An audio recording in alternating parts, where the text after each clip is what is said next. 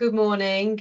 We're going to make a start with the webinar today. I did have a number of apologies that came in yesterday from folks that were planning to join us. So we're going to go ahead and record the webinar so that we can share that out with those registrants. So yes, good morning. Today we're going to be asking a simple question that boards often avoid because it feels a bit awkward, which is who is really your CIO? So not whose job title implies it, but who is doing the CIO work, who is translating organisational strategy into technology priorities, owning digital risk, challenging suppliers and giving the board credible assurances. Building on safety words. Yeah, I've been an accountable IT leader inside a large membership body. What we cover today is not theory, it's what happens when tech accountability sits somewhere rather than with someone. Great, thanks, Phil. So before we talk about fractional models, and we'll get into that a bit more later on, it's important, I think, just to pause and clarify something fundamental, which is that what is a CIO? Well, I think I'll start by, excuse me, by saying what a CIO isn't. And a CIO isn't a head of IT or an IT manager. A CIO isn't your outsourced IT provider that many membership organisations have. What CIO is accountable for is to basically drive forward the technology strategy for the organisation so that it can deliver its mission, whilst at the same time governing the risk that sits around level. Okay, what does that mean in practice then? If your strategy says you want to grow your membership, improve retention, increase engagement, or improve operational efficiency, those are all common objectives that we see across the sector. The question is, what systems do we need to support that? What capabilities are missing? What needs to be modernised? What needs to be retired? Many of you may already be undergoing digital programs or things doing that.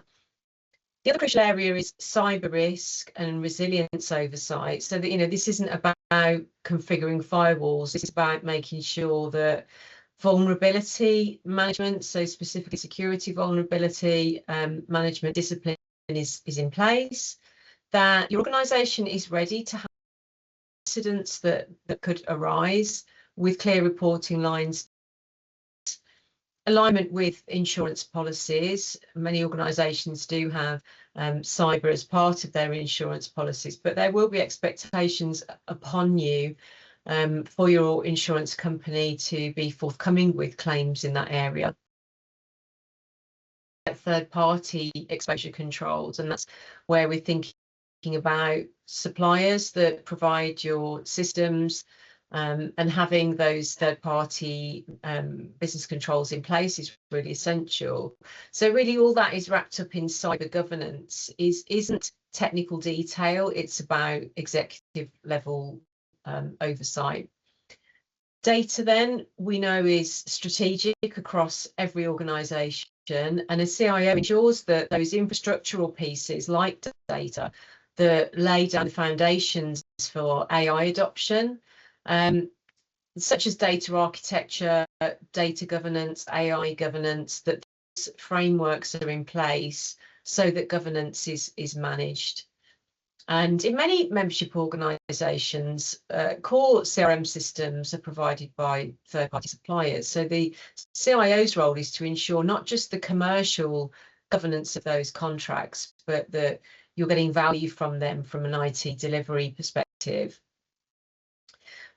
Board reporting and assurance, this is often the missing piece. The CIO's role is to provide trustees with assurance, not reassurance.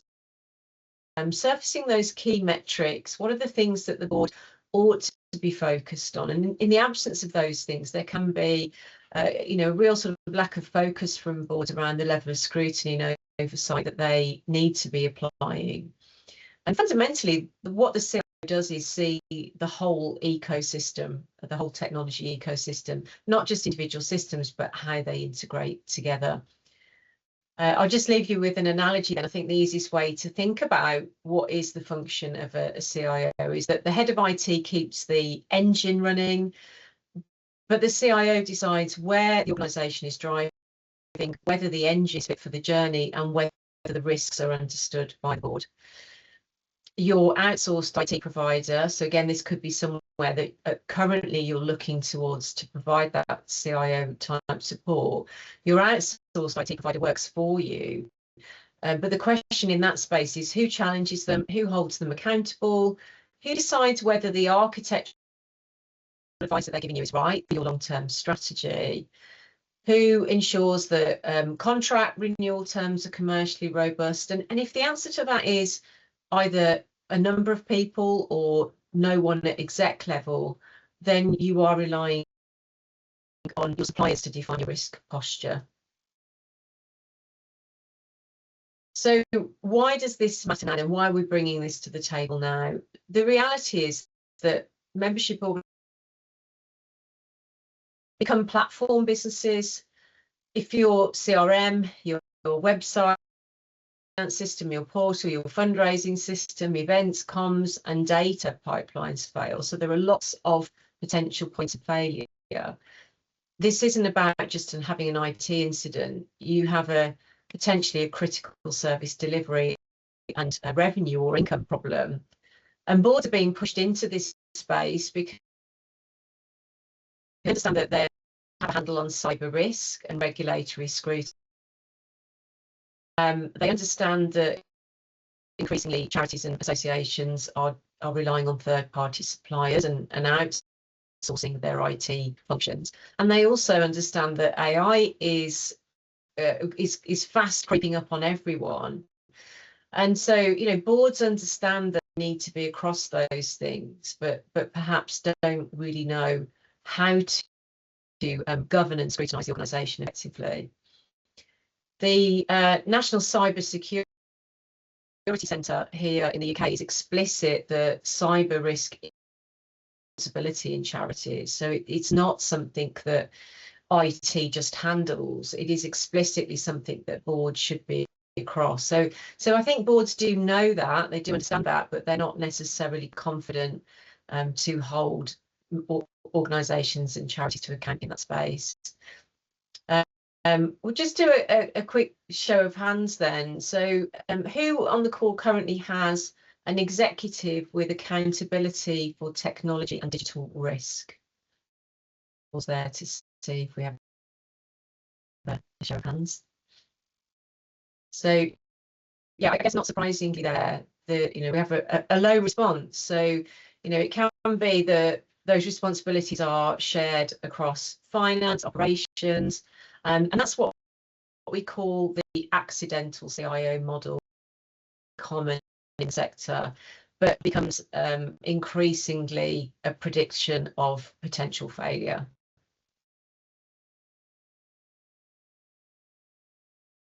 The accidental CIO then, and this model happens for completely rational reasons. Many organisations can't justify the cost of a CIO. Typically, salaries are benchmarked here in the UK at around 120k base. If we then add to that pensions and other on costs, we're realistically looking at closer to 150k. The organisations have grown through acquisition of new systems, typically not by design. So we see in the sector, organisations tend to procure systems in quite an organic way. As systems become end of life, they get replaced. They don't necessarily step back and look at the bigger picture and think about technology in its broadest context. The consequence of the accidental CIO is that technology become operational rather than strategic ones. And I'll just hand over to Bill now just to talk about his experience of that in the real. Yeah, that this isn't about anyone doing a bad job currently. So it's not about, it's about maturity. Technology, particularly over the last 2 years, has become more strategic. It's underpinning the foundations of the organisation, and it's enabling significant change within the operation of the business itself. But what we're seeing is that the leadership structures haven't really evolved at the same pace to be able to cope with that strategic change at board level. As a result, decisions about risk, investment and transformation being made without dedicated technology leadership at board level. And this isn't about leadership managing IT delivery. It's about owning the governance, the prioritisation and long-term direction. When that role doesn't exist, it gets absorbed into other executive portfolios. And then there's a challenge of balancing your time across all the responsibilities you have. We call the accidental CIO. Thanks, Bill. Yeah, so again, just to amplify the financial reality here, I discussed that typically CIOs earn between 120 and 150k if we bring in the all-in costs. So for organisations even turning over 15, 20, 30 million, that can still feel very difficult to justify. In smaller organisations, virtually impossible. That can be the equivalent of possibly 3 or 4 hires even. So as Bill said, what tends to happen is that the CIO's role gets absorbed, usually by a finance director because the budget sits there, or the CIO because, sorry, the COO because the systems underpin operations, so they can sit in the COO's portfolio, or even a head of IT who is generally very capable, but not necessarily positioned at that executive strategic level. And as Bill says, it's not that any of those individuals are failing. They're simply being asked to carry out a governance burden that didn't exist, you know, probably even as recently as 5 years ago.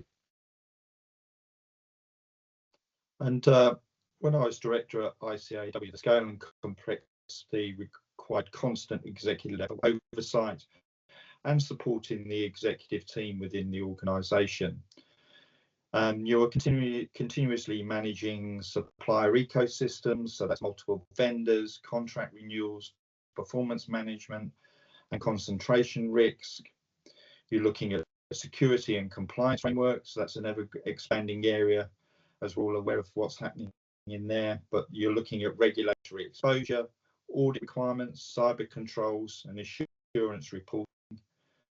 Another key area is data and data architecture and integration, how the core systems connect, where data is duplicated and whether information can be trusted at board level.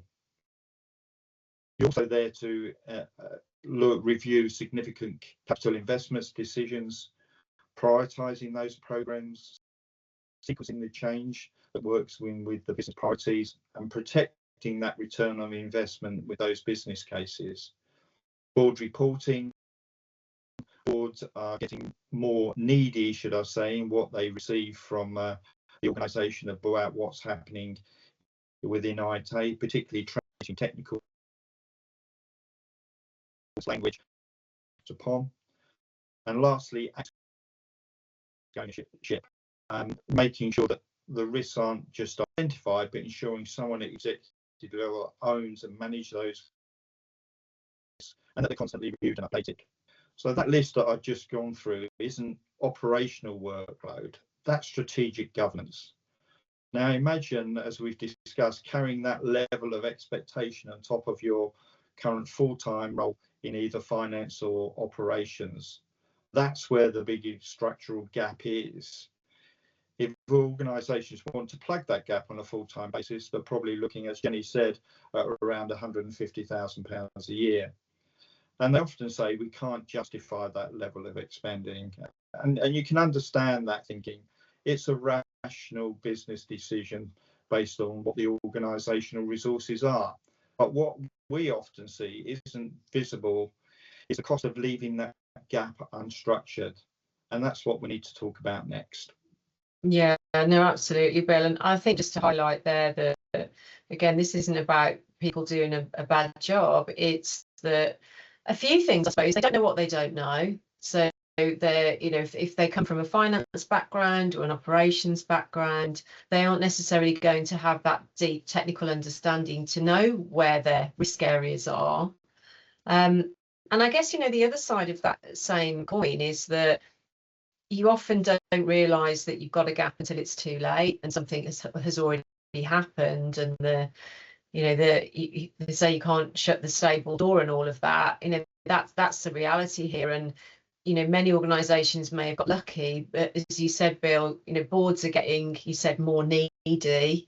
I think that's a good thing, right? Boards are increasingly aware of the responsibilities that they have in this space, and they're then looking to their executive directors to give them that reassurance. But if you've got the head of ops or the COO or the head of IT in the hot seat there, then I think that's really putting them in a position that's stretching their purview beyond that which is perhaps real.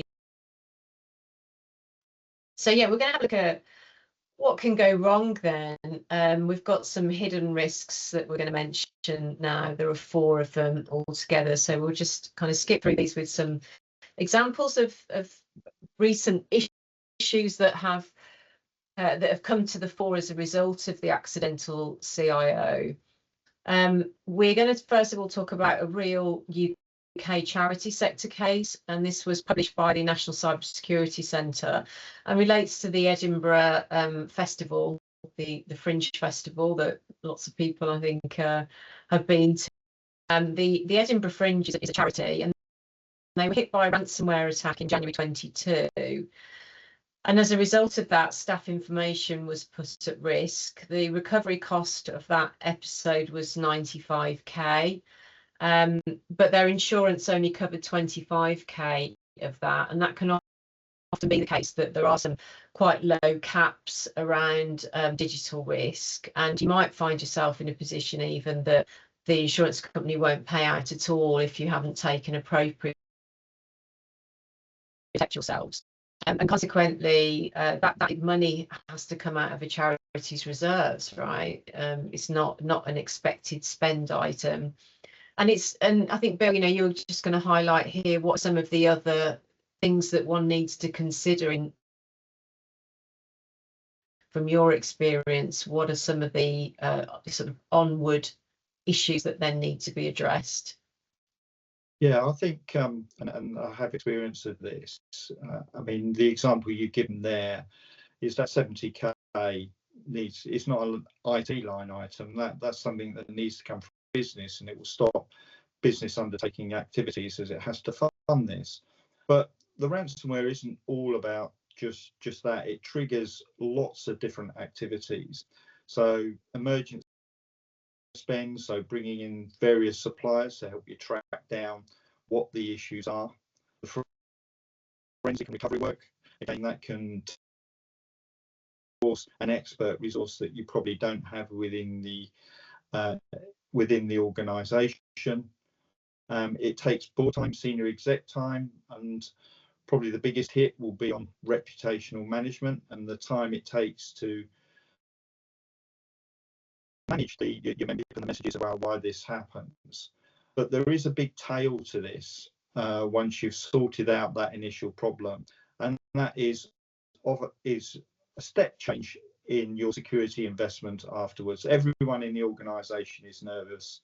You probably over-specify what you need to do for your organisation because you've been caught, and your risk tolerance drops as a result of that. So, but obviously, if you're planning ahead and you're doing the right due diligence and making the right risk assessments, you can contain that security investment afterwards by making sure that things are tackled up front. Yeah, thanks, Bill. And I think, as you say, it's not about necessarily, we can't always stop bad things from happening. There is always going to be a degree of risk out there, but if you've got a rehearsed incident model, so you know exactly what you're going to do, sorts of incidents happen, then it's much easier and less impactful to get these issues under control very quickly. So my question to the audience is that pop your hand up. So if you had a ransomware incident tomorrow, could you, within the first 24 hours, and respond with a plan respond with how that should be rolled out, and could you say that you can recover your system within hours rather than days or even weeks.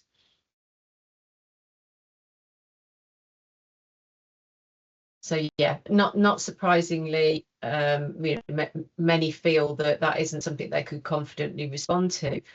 And the reality is that most organisations discover the truth about that when there's a crisis, and that is absolutely the most expensive time to discover that you have an issue.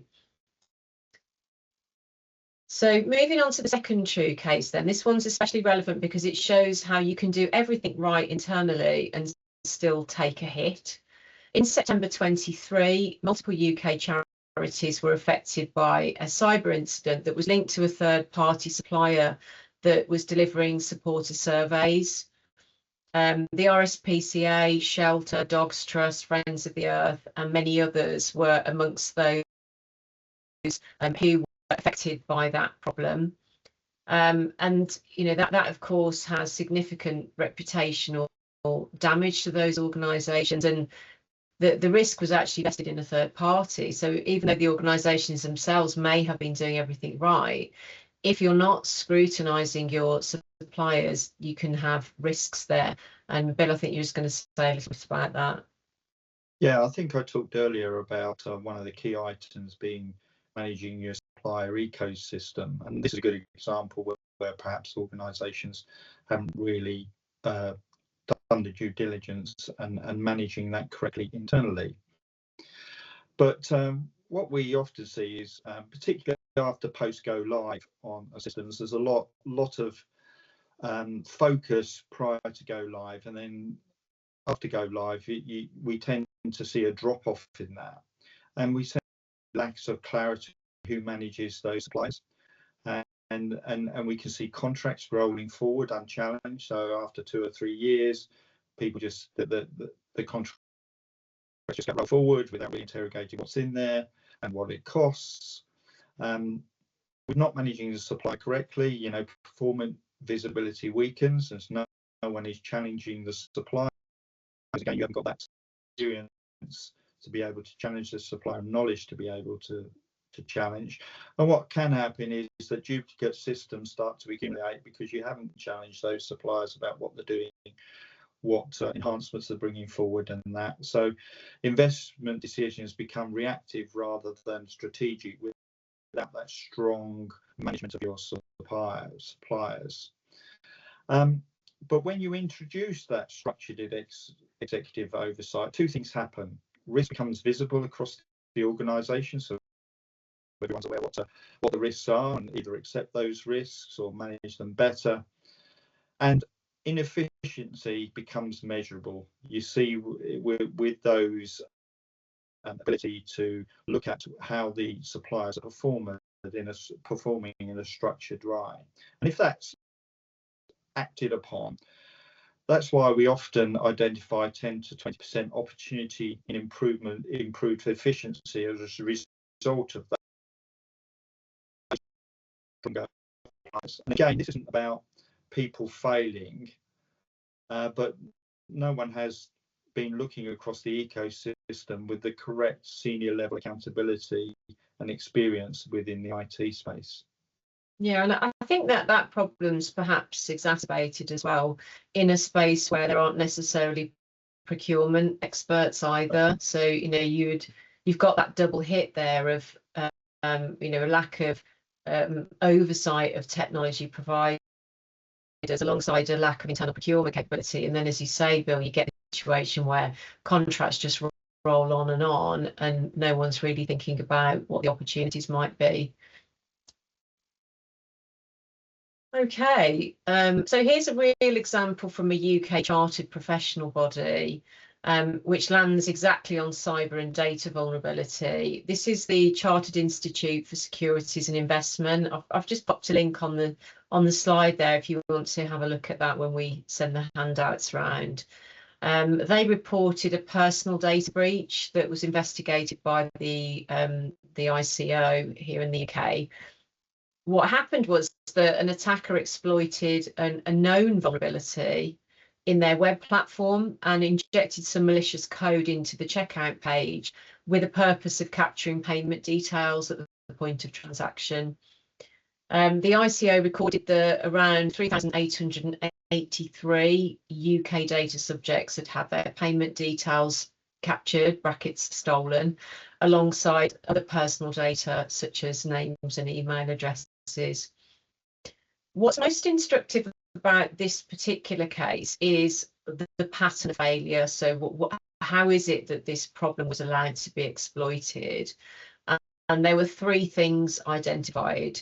The first one was that the software they were using was unsupported.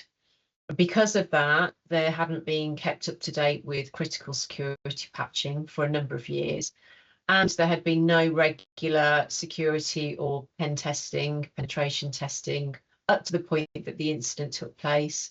And it's needless to say, the Information Commissioner's Office took a very dim view of that situation.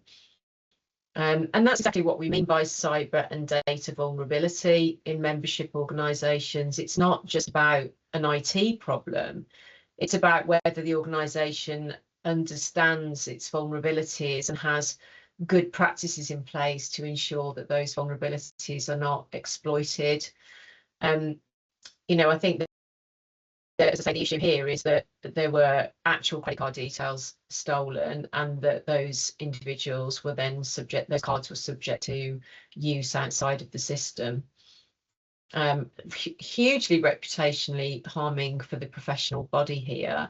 They didn't actually get a fine, as I understand it. They were given a sort of severe rap on the knuckles, but you know, the ICO only does that once, and they would absolutely come after them should that situation arise in the future. Bill, just share your thoughts on this one. I know it's close to your heart, coming from a former professional body yourself. Yeah, I think the ICO, I think in the example you gave, 654 people were impacted by fraudulent activity on their cards. Now, I think what boards often underestimate is how quickly those technical vulnerabilities impact members. So, you know, you can understand the impact on that organisation's reputation with that credit card issue. And I think the ICA recommendations are quite telling and matches what you outlined earlier about that they wanted the organisation to implement a testing procedure, implement a patching policy, and identify who is responsible. And I think this shows a clear lack of probably understanding and appreciation at the board senior executive level of how to handle these sorts of incidents, and being prepared for them is the key thing to protect your reputation. And I think you know, some people will always say, well, we can't eliminate every risk, cyber risk, you know, we can't afford to do that. But it's making sure you have a clear view of what those risks are, where you sit on those risks, and what mitigating actions you're going, and the business is aware of those risks, making sure that they are identified, prioritised and actively governed. And I think that's the difference between vulnerability and managed exposure. You know, that management part is there rather than just waiting for things to happen. Yeah. And making sure, I think, Jen, that there's regular reporting in this space and in non-technical language that the board can understand, you know, and that's what you often see when you leave it to, you know, the IT team to report up to that. You get things that the board won't understand and quickly lose interest in the subject area, which is very important. So do I take from that that what you're saying is that one of the roles of the CIO is to be that translation layer between the sort of technical detail and then presenting that in a way that the execs and the trustees can ingest it in a way that makes sense for them? Absolutely. And I think with this one as well, I imagine that the Chartered Institute for Securities and Investment, I mean, the name sort of suggests that, I mean, you've got the word securities in there, I appreciate it's a different context, but, you know, reputationally hugely harmful for this type of organisation. And, you know, reading the ICO's report, I think it's fair to say that they hadn't got a clue that they had these vulnerabilities. It certainly didn't seem to be the case that they knew the problems were there, but they were taking a view, shall we say, on those risks. You know, it does seem very clear that they actually had no idea that they have these vulnerabilities. Okay, so Bill, I think you're going to say some words around hidden risk 4, which is about strategic drift. Yeah, I mean, what I've found is strategic drift can happen. It happens quietly because you haven't got that overarching view of what's actually going on and what should be happening. And what tends to happen, that projects are driven by pain and not direction. So what do I mean by that? So a couple of examples. We want to introduce AI to automate our complicated processes, or we need to do an upgrade to one of our existing systems to solve our problems. What's not being done in those two examples is looking how that strategically fits into what the organization is trying to achieve. And what you then have is conflicting requests from business areas driving projects forward. And you come back to what we were talking about earlier. Is this the he who shouts loudest, Bill? Gets it. And that leads to the fragmentation of systems across and duplicate data. And we see that multiple times. So this kind of organic growth of systems rather than step back and take a strategic view. It is, and when you look at them probably in isolation, each one of those decisions, you probably feel it's quite sensible, you know, when someone's asking to do that, but not having that view of the bigger picture, having a clear technology roadmap to adhere to, latch on to your major investments decisions, and without that clear prioritization framework, yeah, as we said, you get overlapping platforms, fragmenting data, and major programs that deliver but are not the operating model change required to realize values. So what I think this is sorry, but I was going to say, I think this is a tricky space for heads of IT, right? Because quite often the business will put that type of individual under pressure to buy new systems. And it starts with a conversation that says, you know, this XYZ system isn't fit for purpose. We need to replace it. You know, and those voices can be quite loud and you know, pressuresome on the head of IT. The issue there is that what we notice a lot of the time is that there isn't that step back to look at root causes. You know, why is this system not fit for purpose? Or why has this requirement arisen? If we, you know, we need a communities platform as an example, so that members can talk to one another. Sounds on face value like a really reasonable thing to ask for. But often what happens is then the organisation is drawn into that solution without really understanding what does that mean. You know, if we're going to put a communities platform in, we need a community strategy. We need to understand what that means for us in the moderation space. We need to know how we're going to seed and grow and encourage those communities to flourish online, because brackets, they never do that by themselves.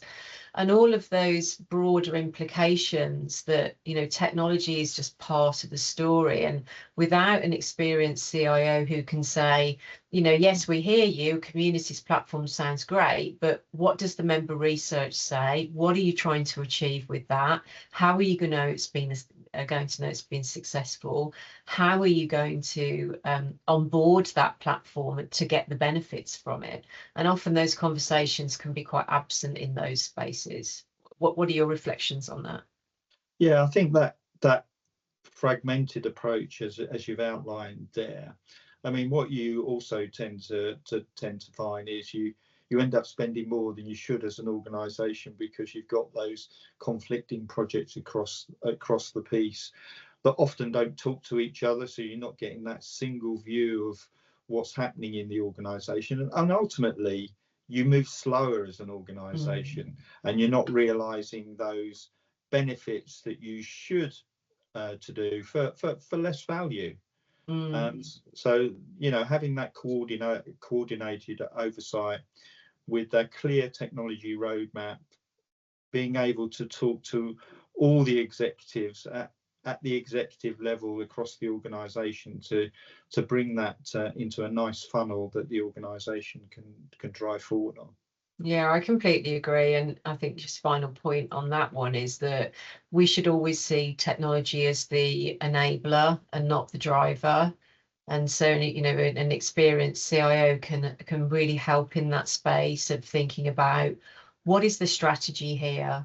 What is the, you know, okay, we hear you want some technology, but what are you trying to achieve?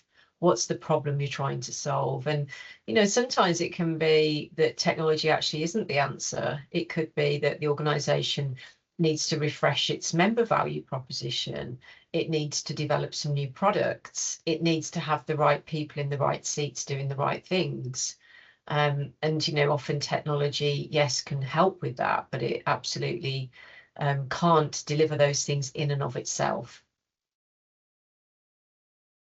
So why is the risk escalating now then? Well, if we refresh the conversation with data, because one of the reasons that boards drift into this accidental CIO model is that cyber risk, data risk can feel quite abstract, you know, something that happens to someone else right up until the point that it kind of hits you between the eyes. So just highlighting, you know, what is actually happening out there? How much of a risk are we carrying? The UK government cybersecurity breaches survey from last year's data showed that 30% of charities identified a cyber breach or attack in the previous 12 months. And I have to say, I mean, even as a technical person myself, I found that number really shocking. And it's shocking to me for one key reason, and that's that if 30% of charities knew that they'd had a breach or attack, how many more are there out there that were also breached or attacked that have absolutely no idea?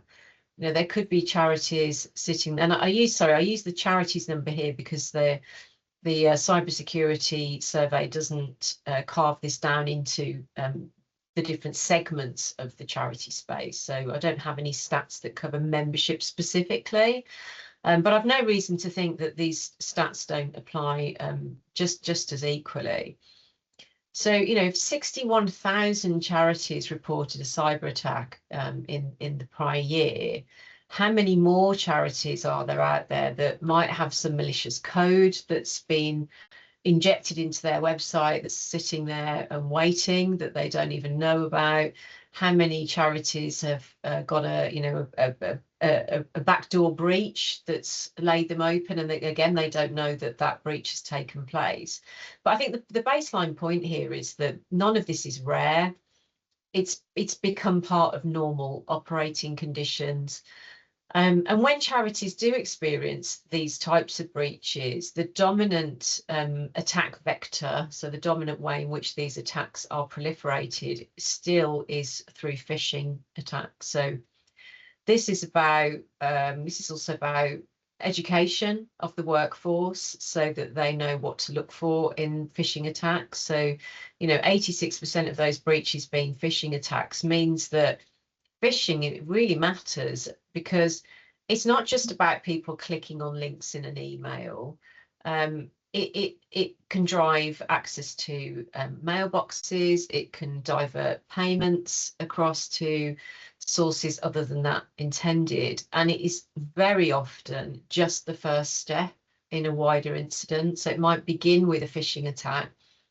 But, you know, we've seen this as well. That phishing attack is used to inject code, install software that can often lie dormant for weeks, months, or even years before it's fully exploited by the attacker.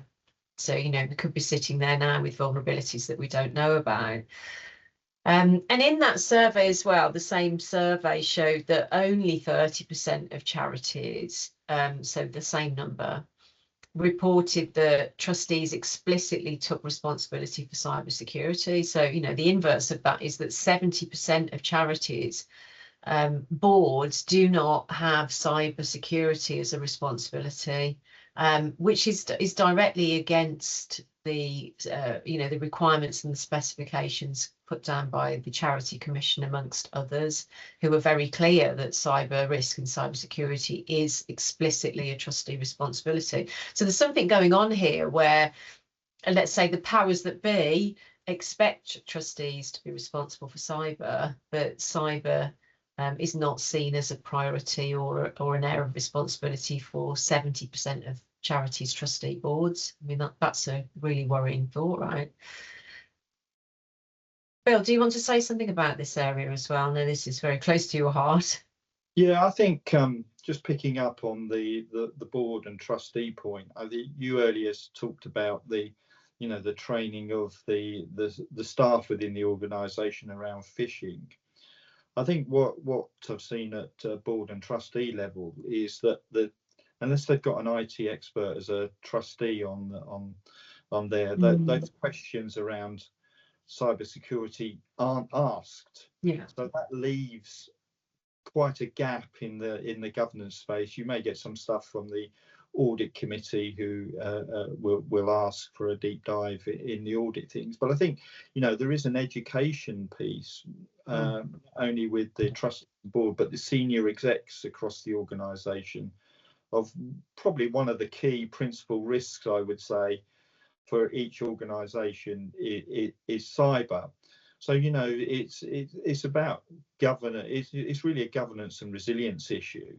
So the executives really should be asking, and we've touched on these on some of the earlier side. Do they know what good looks like in the cyberspace? They should be asking, are the controls being tested? Do we have clear accountability in this space? And quite clearly from that survey, there's not. Seems so. And our suppliers governed properly?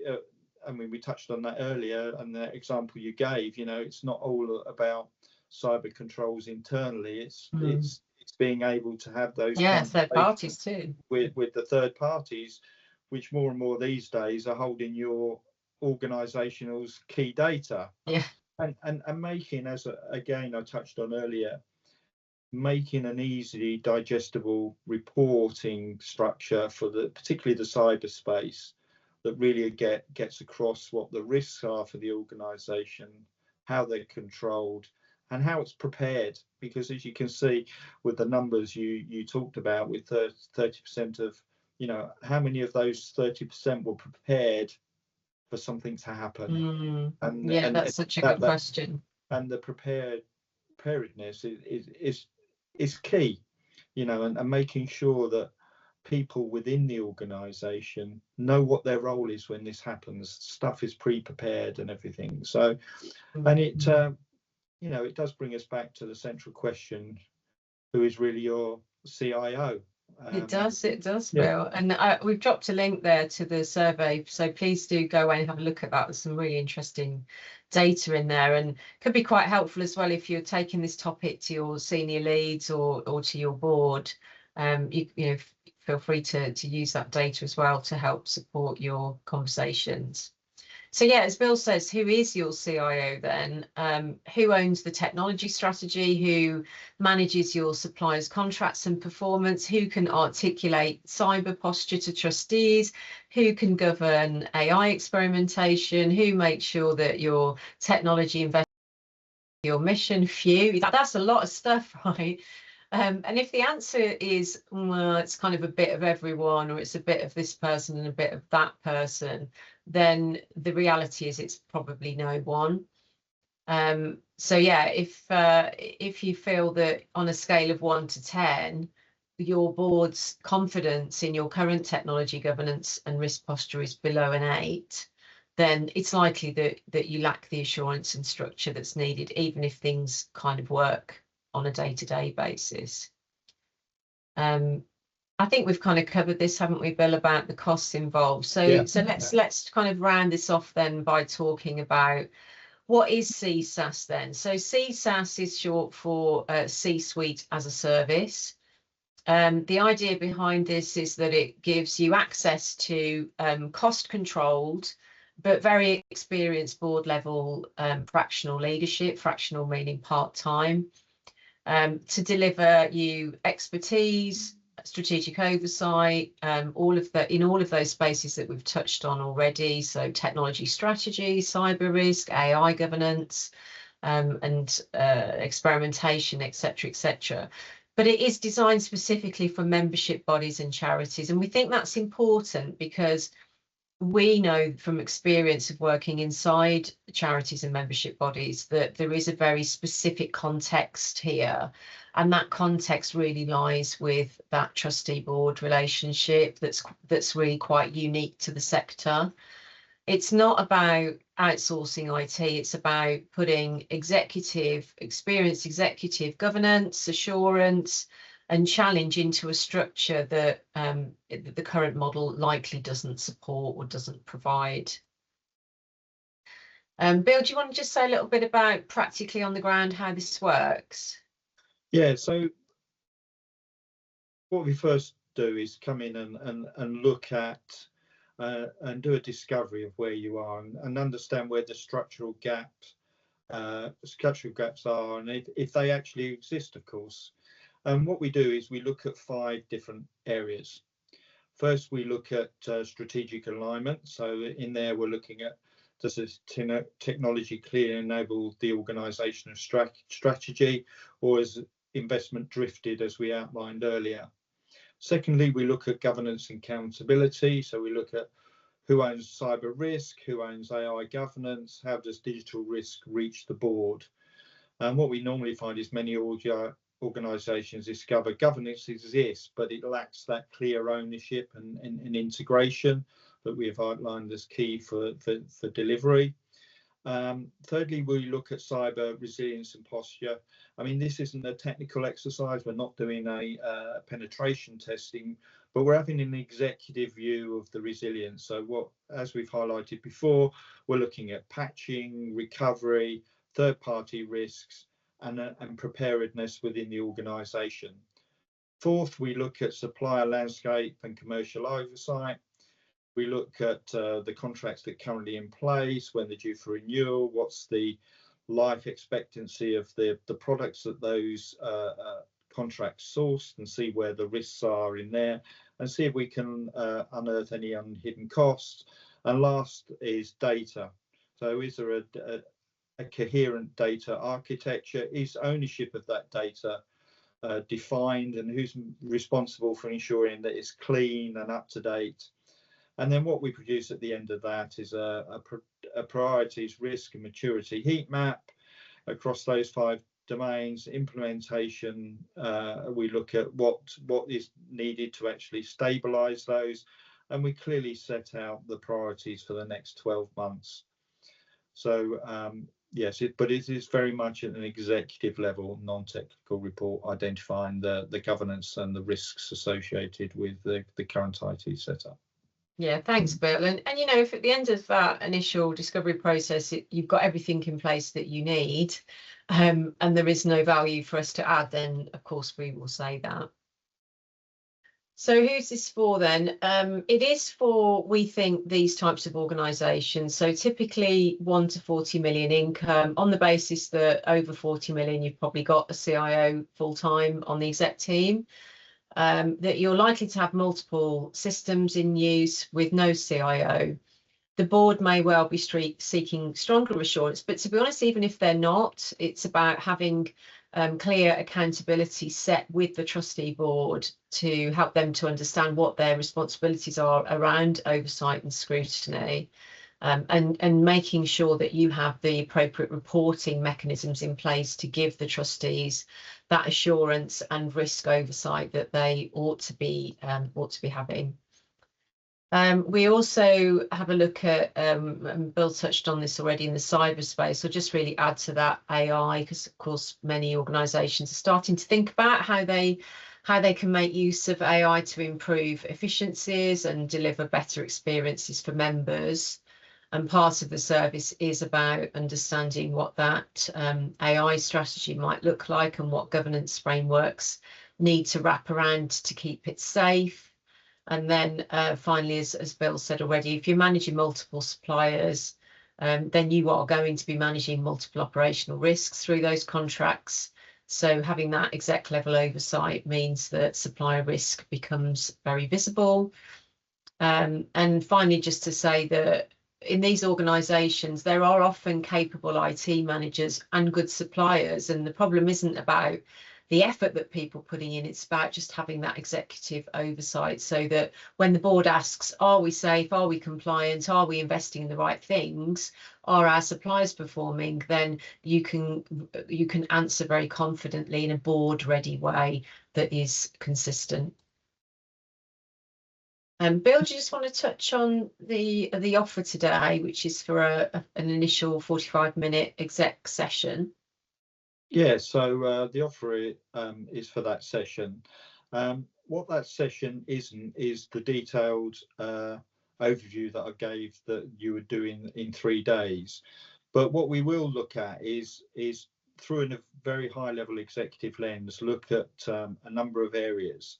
So we'll look at governance clarity, cyber and resilience posture, supplier and commercial exposure, investment alignment, and AI readiness. And what we'll look at a high level, what is the governance clear within that area? Is risk exposure appropriate to the oversight that currently in place? And is technology investment aligned to the organisational strategy? So at the end of that, we'll give you top 3 executive risks or alignment exposures that the organisation does. We'll give some clarity on the immediate priorities that should be addressed. And we'll also give a clear sense of whether the COO of a service would add value to your organisation. So it's all around chatting through, you know, the problems the organisation is facing within this area. Yeah, great. Thanks, Bill. And you know, just to underline, this is a no obligation session. So it's getting access to some very experienced resource just to give you some guidance. So if that's something that you would be interested in, please do contact myself or Bill at Intercloud9. We'll give you the contact details for that afterwards. And then just a final reflection then that I'd like to leave you to have a think about, and Bill's touched on this already, you know, it's not just about when a cyber incident or whether a cyber incident happens, it's how you respond to it. So my question to leave you with today is, if you had a significant cyber incident or a major supplier outage tomorrow, how confident are you that you could produce a board-ready 24-hour pack that discusses the facts about what happened, the impact of that issue, the mitigations that are in place and will be in place to address that issue, what decisions you need from trustees, and when you'll be providing the next update? So if you can't answer confidently that you feel that you could produce that 24-hour pack, then it sounds like this is something that you might want to have a think about. So that's it from Bill and I for this morning. I hope that was useful and interesting. We will share the slide pack and the recording with registrants after this session in the next few days. So without further ado, wishing you all a very happy day. Thank you, everyone. Thanks, Bill.